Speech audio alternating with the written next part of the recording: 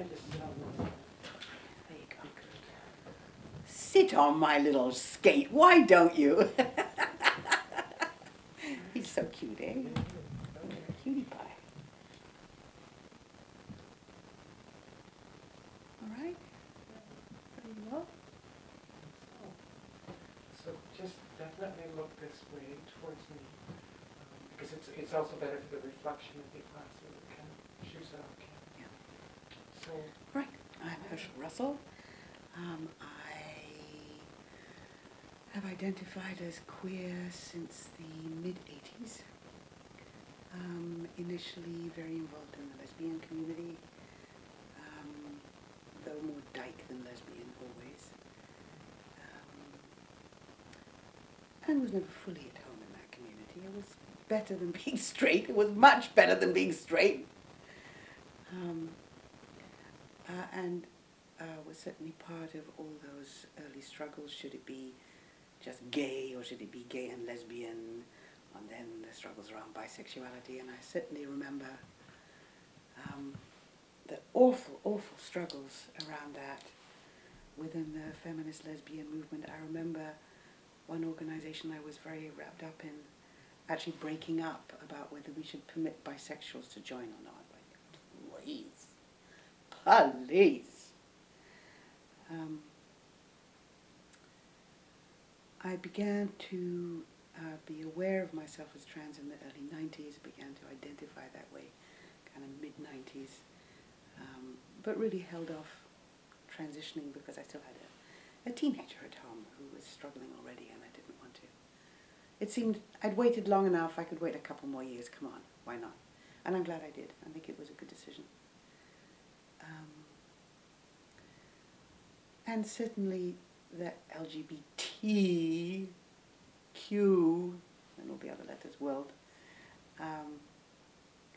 is still struggling to really fully acknowledge the existence of trans people. But we've made a lot of strides in the last little while. And of course it's always so interesting that if you go back to the early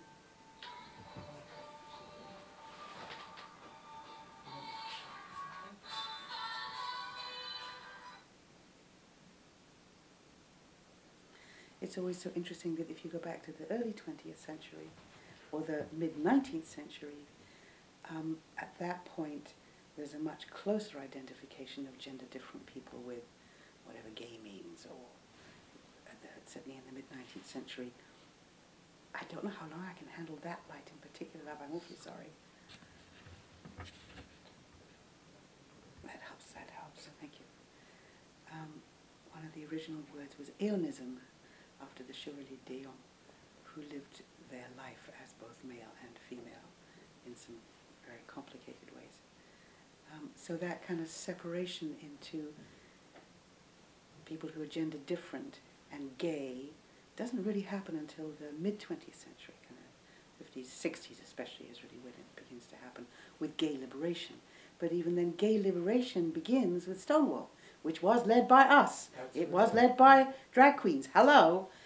And so the push in the 90s, really, mid-90s on, it's the push towards respectability and being seen as normal in the gay world that thrusts trans people out. I think there's a real pushing out of trans people because we don't fit the normal piece. So I think it's important that for several hundred years, insofar as there was a queer movement, and there was, we were at the center of it. And then we're pushed out for this period from the 60s to about now, 2009, 2010. So actually we've been at the center of that kind of movement for much longer than we were pushed out of it. And we're now coming back, I hope at some point, to the center, or at least close to the center of that movement. And how do you feel that you have been a part of that movement? In what way? So many ways. I've been involved in all kinds of activist groups since forever. And I also work as a psychotherapist, and I've been seeing transsexual, transgender, gender questioning, gender queer clients. My first was 1995, so it's a while back. so I have this very touching, very kind of intimate glimpse at the lives of people in the trans world from a range of locations in the trans world, though because I'm in private practice, I do have a sliding scale, and there's always 15% of my clients on a sliding scale, but because it's a private practice, most of my clients are middle class. So that's a real limitation of the work that I do that I regret. I've also been working since 2003 doing trainings on trans inclusion on a huge range of organizations, government, mostly medical. I do lots and lots of medical stuff. Obviously, lots of those are mental health, counseling, addictions, all those kinds of things. But I also have worked and continue to work quite a bit with doctors, nurses. I'm just off to do public health. I'm so excited. I've been wanting to get that one for a long time. And then a question from Women's College, which I really hope they follow up on. I'd be thrilled to be in the hospitals. I've been in Mount Sinai a bit. I've been in St. Mike's a little bit, but there's just a ton of work, as you know, still to be done. So really my focus, I've been an activist since I was 15, but my focus as a trans activist is access to healthcare, because I've got a particular location there where, being both trans and a clinician, a mental health care clinician, I've got a certain kind of leverage that I really want to use as much as I can. And we were talking earlier about access in rural areas, access outside big metropolitan areas, which is just so dear to my heart. I quite often have clients who come here from Timmins, Wawa, and they talk about the terrible isolation of growing up in that kind of context, and also the life-saving nature of the internet, how that's really been the one thing that they could hold on to, not to feel like the only person in the universe. And then I kind of contrast that with, I had this lovely experience with a very young trans person a couple of years ago at a book launch. It was Bobby Noble's last book, and so Bobby Noble's a queer, trans and queer activist. And so the book launch was largely trans people in the audience. And this very young person, kind of 14, 15, came up to me very shyly afterwards when you're eating dreadful cheese, always such awful cheese, and said, I hope it's okay to say this, but we live in the same neighborhood, and when I was younger and I didn't know if I could make it, I'd see you at the streetcar stop or in the grocery store, and I'd think, oh, it's all right then. When I grow up, I can just be me. And it really, I cried, of course, how manly. But it really drove home to me the importance of visible trans people, what a difference that makes to someone who's growing up like that. And when I think now of how much there is on YouTube, how much there is, even beginning to be in mainstream movies, on the television, it's just such a huge difference from even 5 years ago, let alone 10 years ago, 20 years ago. It's just an immense, immense difference. You probably saw the 2 episodes on Degrassi with the young trans guy. I saw parts of it. So well done. It was you guys really came and talked to us and asked what should happen, and you got it right. It was very, very touching. Very exciting. It's nice to see it, that's for sure. Yeah. How do you feel? Do you feel that the what we call now the queer movement is actually a better representation for trans now? Do you think that the fact that everybody says queer liberation instead of the gay movement is actually helping us in a way, or? I think it was a really good strategic decision, and I remember some of the arguments in the mid to late 90s of people saying, we're not queer, we're trans, it's completely different. Often particularly some of the kind of older, more conservative transsexual women saying, I'm heterosexual, I have nothing to do with these creepy queers. So there was plenty of homophobia among us. Surprise, surprise. But the strategic decision to hook our wagon to the much larger LGB wagon, I think was a very smart decision in terms of civil rights, which is another. It's not a place I've put a lot of my own activist energy, but boy, my heart is there. We need civil rights. Holy cow. It still kind of boggles my mind that we don't have them, but we don't. So in terms of legal rights, in terms of increasing visibility, I think it was a really good decision. And I think it's paying off. Are there still fights to be fought? Well, there are. Will there be more fights to be fought in the next 10 years? I do not doubt. But I think it was a good decision, and I think we're doing really well. And I was very pleased with the work pushing into Toronto Pride. I was very pleased about that. That was well done. That was well done. And of course, we're a young movement, and we're cranky, and we're dealing with enormous amounts of stigma, and not to mention poverty and homelessness and all of those things. And so we're kind of cranky with each other because it's the easiest place to be cranky. But that's kind of okay. That's what happens with young movements. I think of like the early days of the body politic. They were pretty cranky with each other too. But I was actually very thrilled and amused and touched, all of the above, on Trans Pride this year, because there was, this big division about whether we should be connected to the big Pride March or whether the Trans Pride March should be completely separate. And there was this just lovely, joyful chaos where, because there was the confusion about where we were supposed to meet, about half the crowd went with the anti-Pride gang, and about half the crowd went with the pro-Pride gang, so everybody felt like they won. It was perfect. I think that the trans guardian angels were working hard, and I really appreciate them. The only thing I regretted about that was that I could have been in both. Yeah! That was rotten. Why can't we be in two places at the same time? So I'm hoping next year, like, the same thing might happen, but one after the other, so that we can just continue our march. So, Wouldn't that be fun? Wouldn't that be fun? And a lot more going on the stages, where in previous years we've been kind of shoved off in the corner, and now we're much more like, hello, here we are. So it's happening, it's happening. And on the other hand, Pride itself, I think, is dying, and I hope going to be replaced. I don't know if you were on the Stonewall demo this year in Toronto. Wasn't that fun? Yeah. Wasn't that wonderful?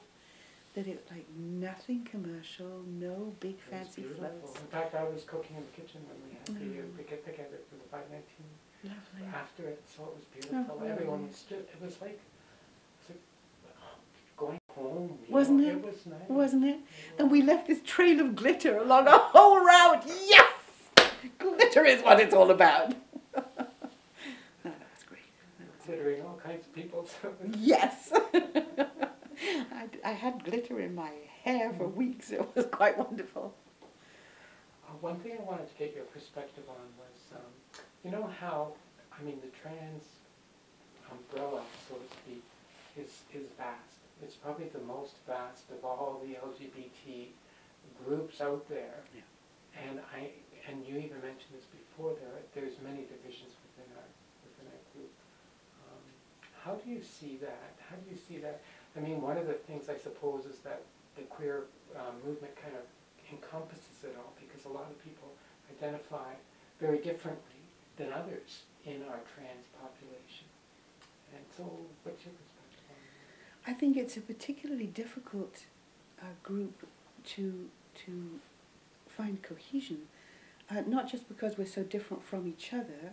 We've got race and class to divide us, as well as gender, like everybody else, but also because there are ways in which we're opposites and trying to pull together. For example, I think of an F to M, who I love very much, who was visibly different at age 2, and who grew up as a child who looked different, and you can imagine the teasing, the bullying, the abuse that went on throughout childhood, throughout adolescence, and then as a young man he was finally able to access tea and went from being incredibly visible to being just a nice looking guy, disappearing into the wallpaper.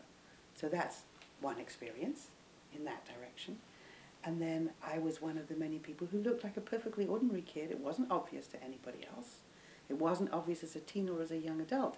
So, and then when I began to take tea, for several years, I entered that place of being visibly different, and the kind of stigma that comes your way, and the kind of, being groped on the subway, and hostility from total strangers about nothing, that is part of, challenging gender norms in your body. So it's that, those are like opposite directions, opposite growing up, opposite coming into being trans experiences. And then I think also it's kind of opposite for M to Fs and for F to Ms. That for F to Ms, we're stepping at some level into male privilege, which quite often translates into more cash, just for starters, let alone, I sometimes tell the story of, in the years that I was transitioning, I was doing a university course very part-time, and in the first year of that master's, we were in a class discussing whatever, and I said blah, blah, blah, blah, and people said, yes, Hershel, but la, la, la, and have you thought of la, la, la. So it was this very kind of equal conversation. And then 4 years down the road, when I looked very straightforwardly male, pretty straightforwardly male, my voice is always a giveaway. It is. But there are many men who have, higher voices, and some have totally low voices, and the same with women. So, it's not necessary. My pitch is right in the middle of the male range, but my intonation is still female. But in the second half, so a few years later, we were doing, I was taking a related class on basically the same, a few years later I was taking a class on a very similar subject, and I swear I said the same things word for word, but this time it was, oh Hershel, that's such a useful contribution. Hershel, your responses are always so interesting and important. This kind of stroking of the ego that women do to men that I find absolutely repugnant, but which is a very real part of what goes on. So F to Ms are coming into some version of male privilege, while M to Fs are going in the other direction. So it's opposite. So the challenge for us to come together and to stand side by side, making the changes we need to make, I think are enormous and very under-recognized. And I think we get to be so proud that we've done as much as we've done in such a short time. I really think we get to be so proud. It has not been easy. No, it hasn't. There's been so many struggles for all of us in many different ways. And at least it's that we feel, together, because we all have struggled in so many different ways, right? So many different aspects. One of the things for me, I always never felt that male privilege. I was always picked on. I never really felt much of a male. And I was always criticized for not being male enough. So it's funny how you mention that, because people would say, well, you're giving up male privilege. Oh, I never had male privilege. Didn't have it. I was always criticized for being too male, too. I remember back in the day when I was a Trotskyite, many years ago, but being told that I was the only person in the Southwest with any kind of balls. Okay. But it's different, isn't it? That kind of it is rising into power. Yeah. Privilege.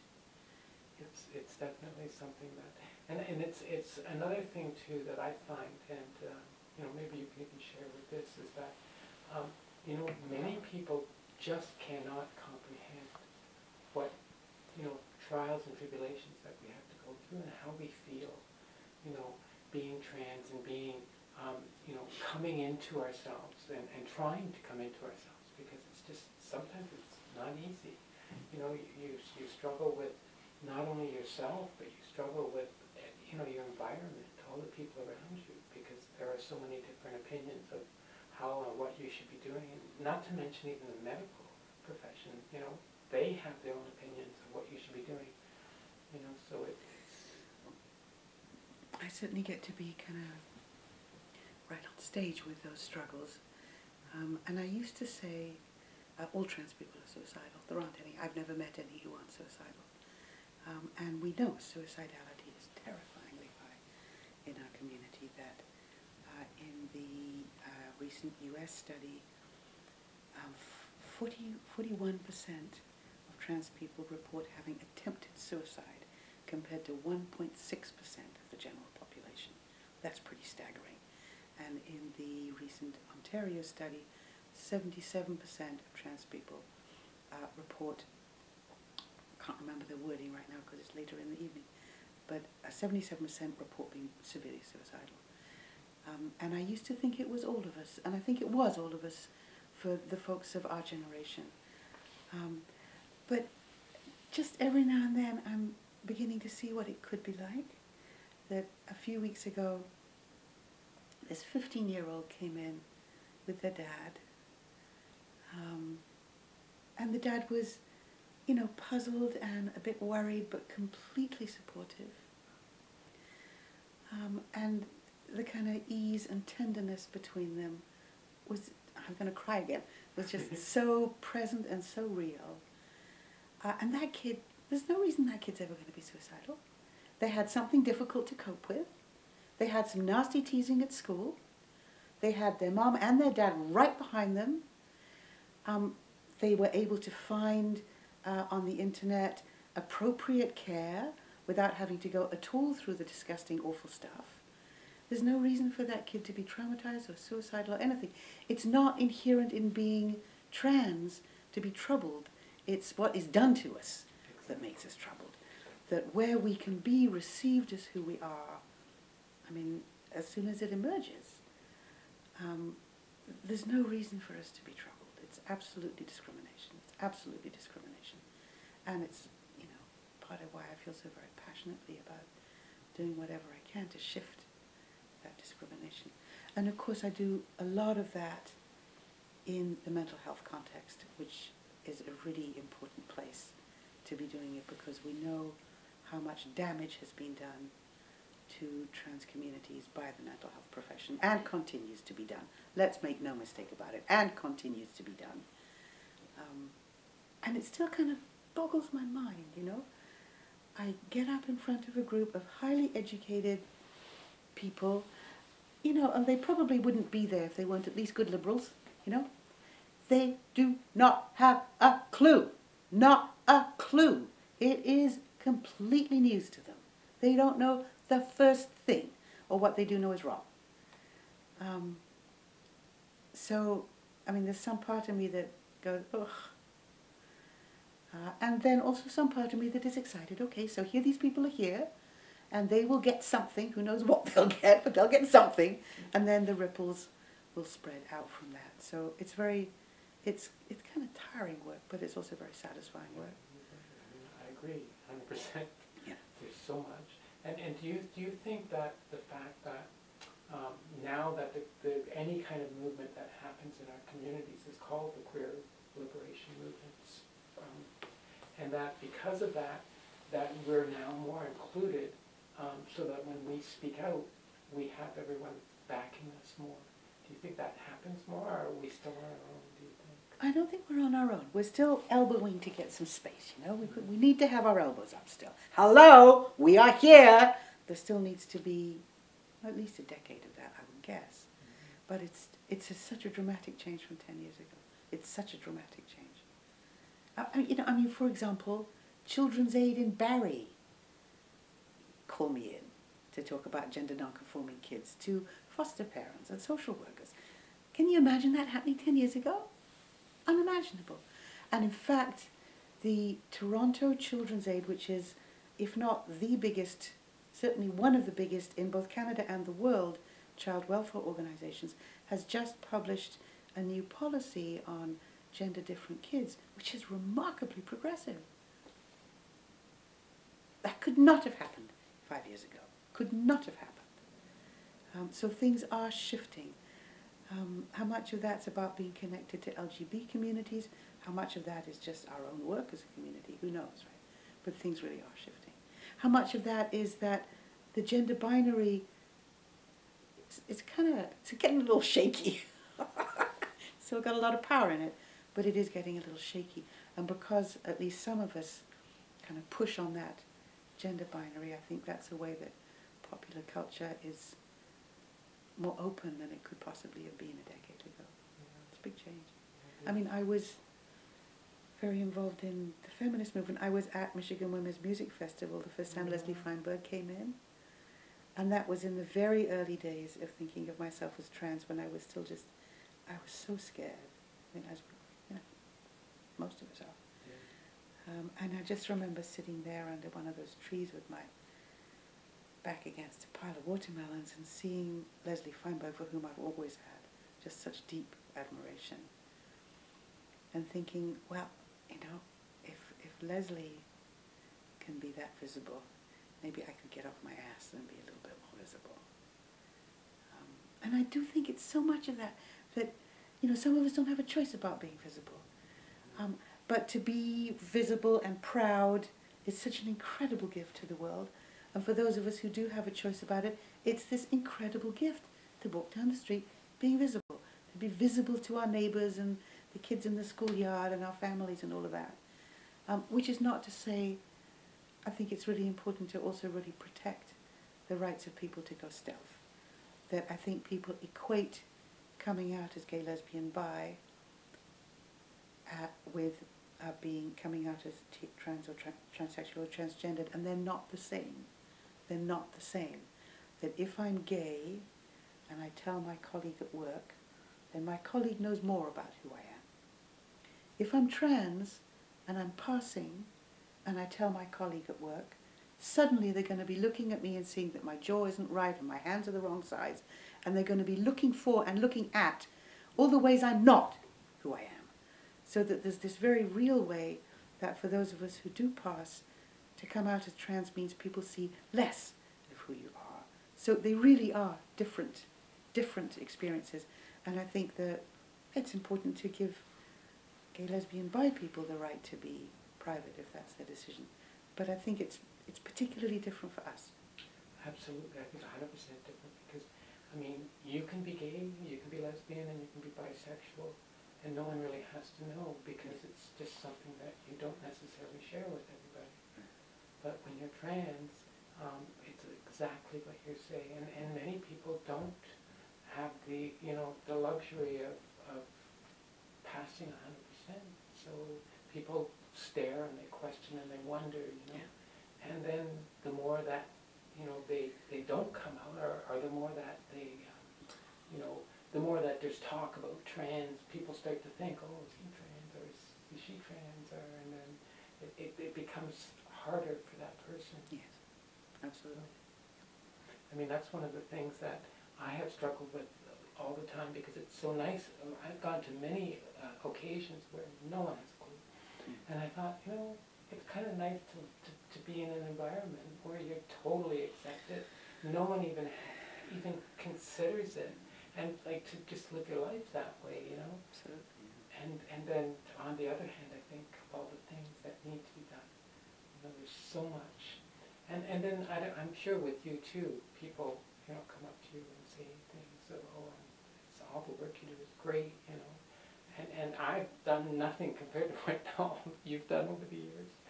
But it's still a compliment to get these kind of things. It's a wonderful feeling, isn't it, to be appreciated for the hard work that you do walking down the street. It's a big deal.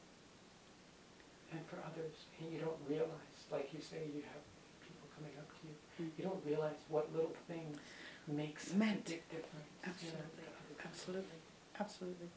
The meaning it can have. That person you may never know anything about. Exactly. Yeah. And even to people who are heterosexual and who are looking upon others, you know, to give them some sort of, you know, identity fix on what it's all about, you know. And without us, you know, all they see is all the bad, or all the you know, the wrongness that really, there's much more out there, you know. There's so much more that they don't always see, because they don't have necessarily the opportunity. And so people like us that are there to, you know, explain and to explore and to have other people realize, I think it makes a big difference. Although it's been so interesting to watch the shifts in media response, that there was an article in the Globe like just last week about dating as a trans person that ended with a happy ending. It had a love story with a happy ending with the trans person in it. Come on, that is amazing. That the boring old Globe and Mail, the stodgy old Globe and Mail, could write such an article. It's another sign of how fast things are changing. And I think with gender-different children, we're also seeing huge changes.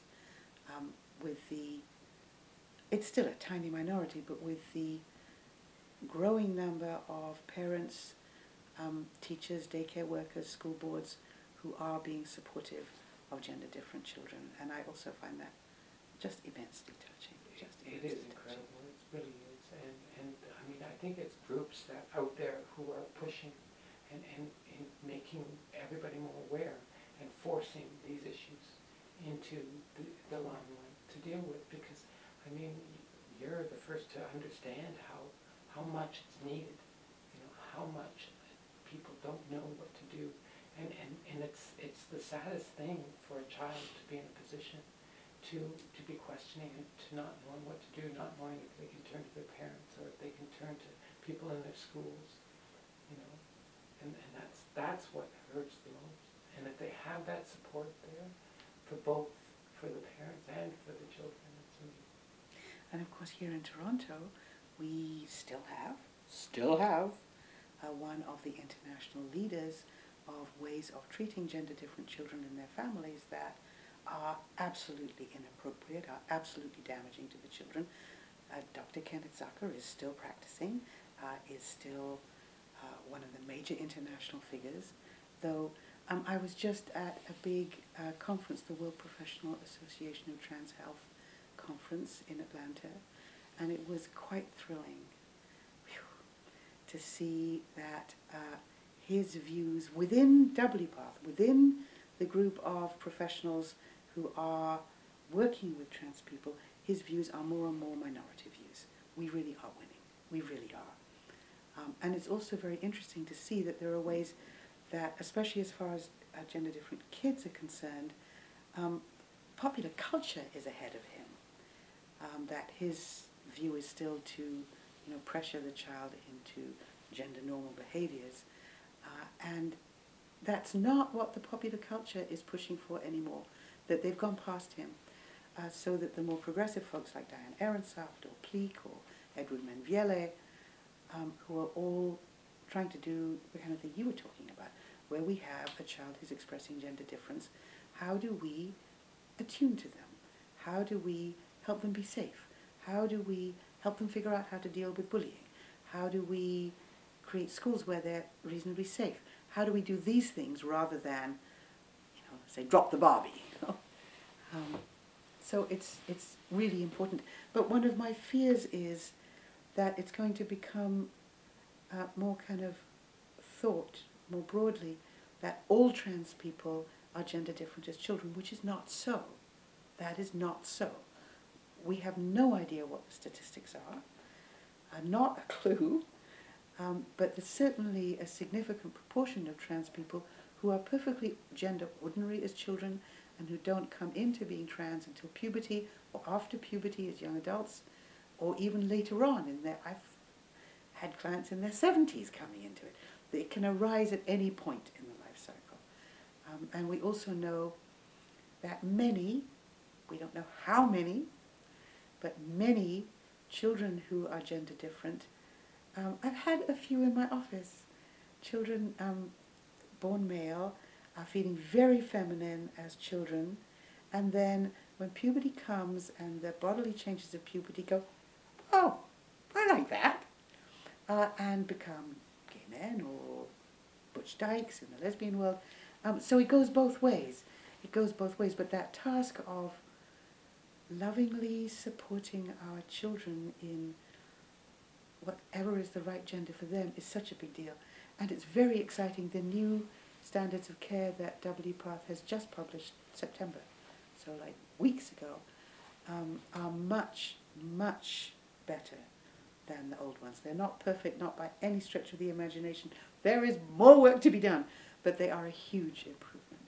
And one of the things they say is that as far as WPATH, the biggest international, most powerful regulatory body in the mental health system, as far as WPATH is concerned, to attempt to change a trans person back into a cisgendered person is unethical. Yes, we won that one. Very pleased about that. Very pleased about that. Do you think that this work will affect the DSM at all? Because there's going to be a new one that's up for, we've been reviewing and reviewing and reviewing. Well, it's all committee work. It's, as a youngster, I was all into the banner waving and the slogans and all that stuff, and now as an old fart, I'm into the committees, the quiet work on the committee. And even on the committees, it's not what actually gets said across the table that matters. It's when you take so-and-so aside in the coffee break and you say, la la la la to them, that's when the real changes happen. So the committee work that's been going on now for, 3 years towards the DSM-5, on some committees we're winning and on some committees we're losing. On the committee that's looking at transsexual, transgender adults, we are doing really well. Wow. What's coming out of that committee is brilliant. The papers that came out last year, wow, brilliant. Taking up all the important issues that activists have been pushing for. So what's going to come out for adults is going to be very good. Not perfect. They've thrown some sops to the right wing that autogynephilia will be allowed to research using that as a category. But that's the only thing the right wing got from the adults. All the rest is what activists have been pushing for. A broad range of gender possibilities, informed consent is crucial, la la la la, all the things that activists have been pushing for. On the other hand, the committee looking at transvestic fetishism, what a disgusting title, is led by Blanchard and a bunch of right-wingers, and what it's producing is absolutely awful. It is absolutely awful. What's going to come out for cross-dressers is going to be as bad as the current diagnosis. And the committee working on children, well, the old diagnosis is for children and teens. In the new diagnosis, teens move in with adults, which is much better. So the diagnoses for teens are going to be good. The diagnoses for children have barely changed. Well, we'll see what comes out. We're still a year and a half away, but it's not going to be good. It's not going to be good because of who's on the committee. So you win some, you lose some, And the next thing that we're trying to push really hard right now is the human rights. Yes. And I think that'll help in many ways. It'll definitely help steer, the communities around, because it'll make people more aware and have to be more aware. No, I just found out today. I was preparing for a presentation I'm doing later in the week, and usually one of the handouts I give to participants is this just little page off Ontario Human Rights on Gender Identity. But now Ontario Human Rights have put out a very nice little brochure, free brochure, very nicely done. Thank you. That's a good thing. That's a good thing. I know we've still got laws to get passed, but even that little brochure, very official little brochure, when people, like I'm often working with clients who are planning to come out at work, right? And I've always, really encouraged them to take along that thing from that one pager printed off on the computer, to take that along to human resources as part of their own protection. But to have an official little document like that, it's much better. It's much more powerful. And we're seeing actually in the magazines aimed at people who work in human resources, we're seeing more and more articles about what you have to do. What you have to do if someone comes out in your workplace. So there's lots to be done, but we're getting there. But I so agree that human rights issues, it's why I'm kind of less about trans liberation, more about trans human rights, trans civil rights, and trans access to healthcare. That's more kind of where my heart is for now.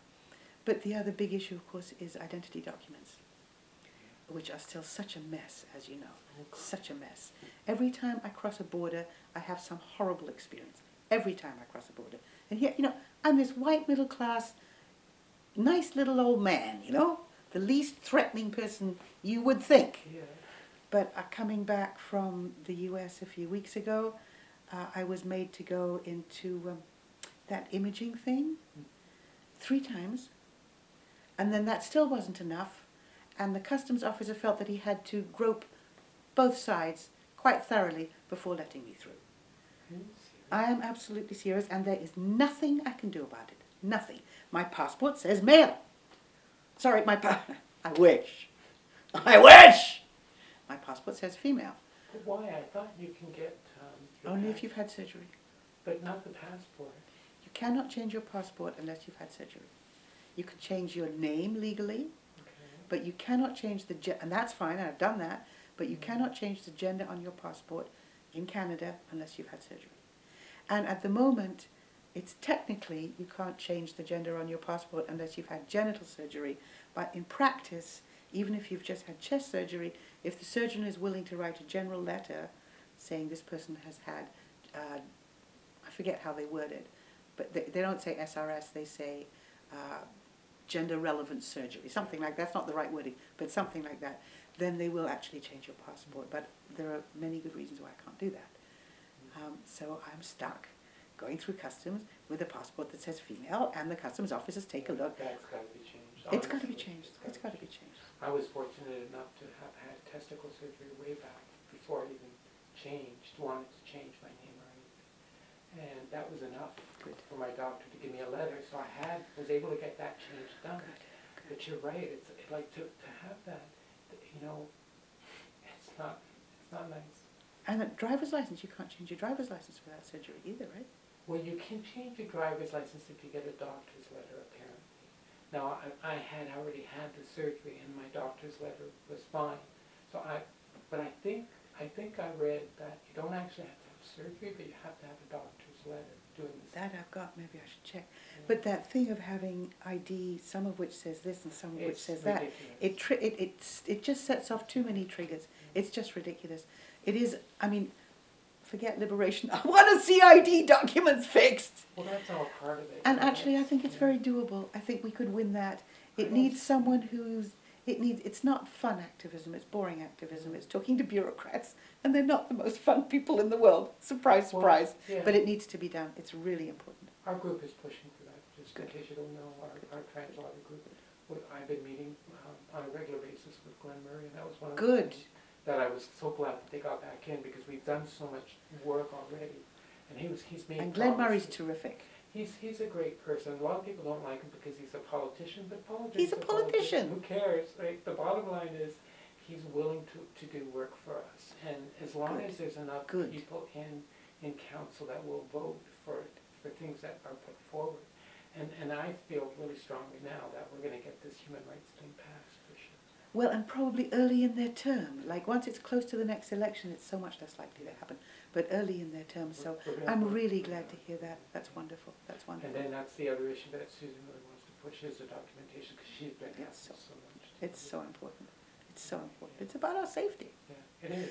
And actually, I mean, backing up to the new standards of care coming out of WPATH, you no longer have to have a real life experience in order to access hormones. So that's wonderful. But you still have to, it's not called the real life experience, but you have to live the real life experience in order to access genital surgery, with your doctor supposed to check up on you, and you're supposed to have your employer, blah, blah, blah, blah. Essentially the same. So since it's still true in many parts of the world, including Ontario and including Canada, that you can't change your ID without surgery, that means that the current standards of care are asking people to live for 12 months with inappropriate and frankly dangerous ID, and that is not okay.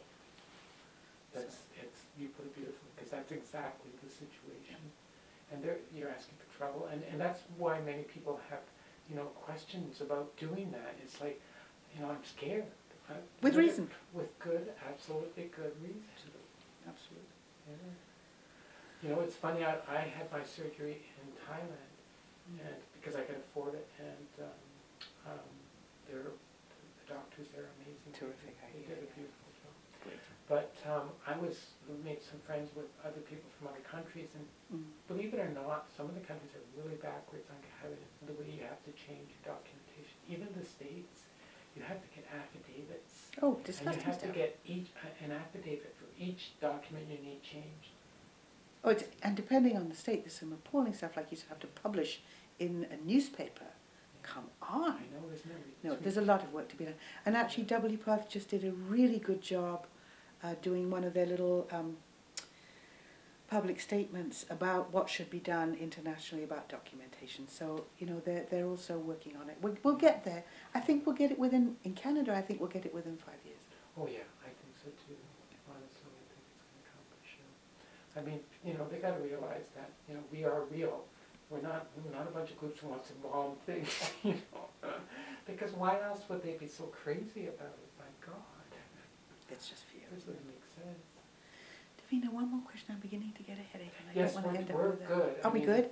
If you're okay with what, you I'm know, very fine. I'm you very did fine. some amazing statements and stuff, and that's great. Thank you, so dear. I honestly thank you. Very Oh, much you're for your always a time. pleasure to talk to.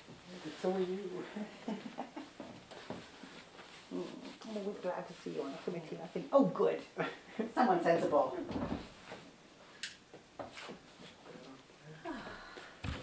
It's so dark when I shut those lights off. Isn't it? Yeah, that was really good. Thank you. Government systems in a much more elaborate way, right? So we were able to work very closely with a lot of social justice allies through that movement and put together a community response, and it actually also get a lot of support from many other cultural communities, because the Jewish community was facing the same issues of homophobia in their own media. Polish communities was fighting the same battle. The black communities fighting the same battle. So we quickly formed a coalition against homophobia. And we actually also have allies now in the Chinese Canadian community that we can draw on to sign our petition, to flood them with faxes of protest, and to threaten them with legal lawsuit, because we have, you know, Asian Canadian gay lawyers who will do pro bono work to prepare those legal letters. Right? So within, I think, 3 weeks, we were able to get a total full front page apology and an alternate issue covering our voices in the same Chinese paper. And that was a tremendous victory for the queer Asian community, and it spawned off a whole anti-homophobia campaign in ethno-racial communities for the next 3 years.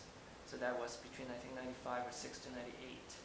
And so that was another, I think, good moment in our history. I think the last bit of, well, not the last bit, but another later, probably the more recent political involvement that the queer Asian community and I myself have some role to play before the Pride fiasco was the campaign for equal family. Right? So I think it's 2003, somewhere around that time, when Ontario, was it Canada or Ontario? It was Ontario, and that would have been 94, actually. The equal marriage, I mean. Oh, you're talking about equal marriage, Yeah, and then no, we're equal talking the family. 2000s. Yeah. And that would be Canada. Yeah. Yeah. So this is the campaign for equal marriage Yes. in the early 2000s. And we again were called to respond because I was involved also with the Chinese Canadian National Council, which is an anti-racist social justice national organization. And we got call from the CBC to send a speaker to their debate forum to speak against the campaign for equal marriage, because a lot of the opposition voices from for that campaign actually came from ethno-racial communities, and a lot from the Chinese Canadian community and the religious Chinese Canadian community in BC. So they actually call up this anti-racist organization who supported human rights all the time to speak against it. And then the staff actually sent it out to the board members to ask for a response. So that actually, you know, triggered a lot of anger and frustration, of course, in the progressive Chinese Canadian community, and it also triggered the fact that we need to do something more proactive about that. So working with Gay Asians Toronto, working with other allies, we formed the Asian, what do we call ourselves? I think Asian Canadians for Equal Marriage, I think. And which basically, we did a lot of media work and public education forums on the issues of same-sex marriage and why it's important, and basically to counter the mainstream perception and opposition voices that comes from a lot of the Asian Canadian communities. And so we have people like Christian Wong Tam, you know, who are very active in that campaign, working with us and as part of that community. And we work, I think we work very closely with the main campaign too, but again, like I must say, in that whole organizing experience, it was at the same time alienating, because it felt that we were assigned a almost tokenistic role in the mainstream movement. You address your community's problems, that kind of mentality, rather than, you know, we honor your contribution and this is really important and you are as part of the main campaign as we are, right? And so I think that really was how I felt during that. But we were happy to just make whatever contribution we can make to that issue, because we felt it was important. But it didn't really, it wasn't the most positive experience internally, I think, connecting to the bigger movement. Actually, I think it did reinforce a fairly substantive sense of alienation, at least